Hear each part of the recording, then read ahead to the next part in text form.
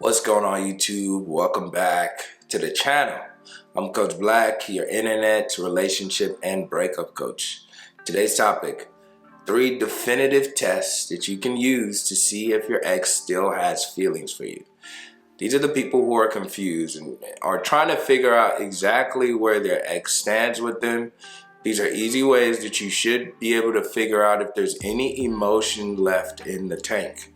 When you think about no contact, outside of rebuilding your own self-esteem and going through your own healing and self-development process, as far as getting your ex back, if that's what you want, no contact is simply a game of leverage, right? And using your ex's energy against them. If you've watched this channel before, you know I've used the example of judo, right? Judo is a martial art where you're basically leveraging the energy and the force of the other person, your opponent, and using that to essentially win the battle and win the challenge at hand, okay? So this is the same way we need to be thinking about no contact. And so easy ways to test and figure out where your ex is at, what part they are in their journey, and if there's still feelings below the surface, so you can know if there's even any possibility of salvaging this relationship.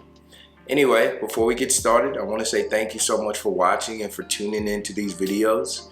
You could have been doing anything, but you chose to spend a few moments with me, and I want to tell you I appreciate it. So welcome to my home. All right, the number one test that you can do, this is the first test, is no contact. As I keep saying time and time again, there's no way around doing no contact with your ex if you want to increase attraction. It is a tried and proven strategy, and it's a reason why everyone keeps talking about it. All right, the quickest way to get someone else's attention is to remove yours. And the reason why no contact is a great test as far as figuring out if your ex still has feelings is that you allow them to come face to face with the decision of leaving you. You allow them to see what impact that can have on their life, and then they get to decide in real time if they are willing to risk never speaking with you for the rest of their life. I've used this example in the past, but I want you to hear me closely. You ever think about, let's say you got into an argument or a fight with someone that you really love. Let's say your mom or your best friend, right? They did something to you that upset you and made you very angry. And you decided to go into your corner and just not reach out to them, not talk to them. Now, what are the odds that you would never, ever hear from your mother or your best friend ever again? If we're being honest, we know that it's extremely unlikely that you would never hear from them again. Why? Because they love you. And so even if you're not talking to them, at some point they're going to notice that they haven't heard from you, and they will reach out to figure out what's going on and to try to make amends.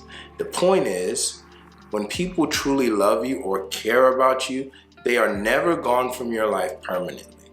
And even if they screwed up, if they made a mistake, once they notice that you're absent, when they notice that you pull back, they will make some effort to close that gap. So no contact is the first and the most important test to figure out if your ex still has feelings for you. Test number 2 is, do they want to see you?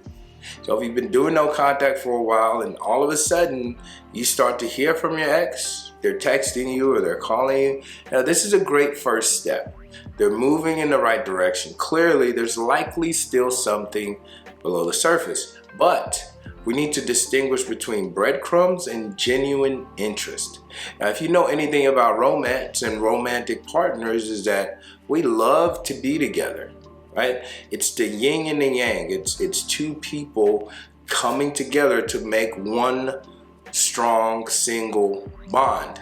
And this is why I always say relationships only happen in person, not over the phone and not over text message. And so if your ex truly cares and if they have feelings for you, they will be asking to see you at some point.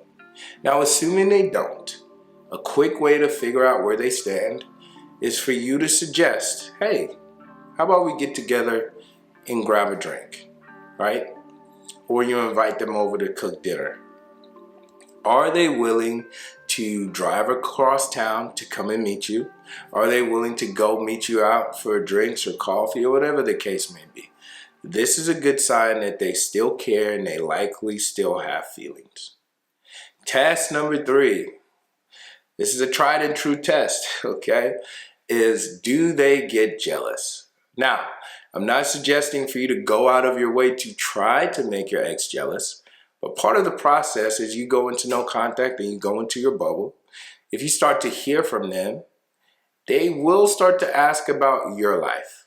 And again, because you're not talking to them, if they do care, what happens is at some point they start to become afraid that they might be losing you from their life permanently.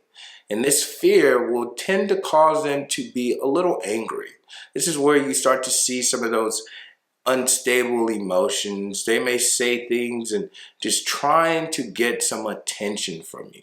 They get jealous because all of a sudden you don't have any time, or you're not willing to offer them any of your time if they're not being intentional.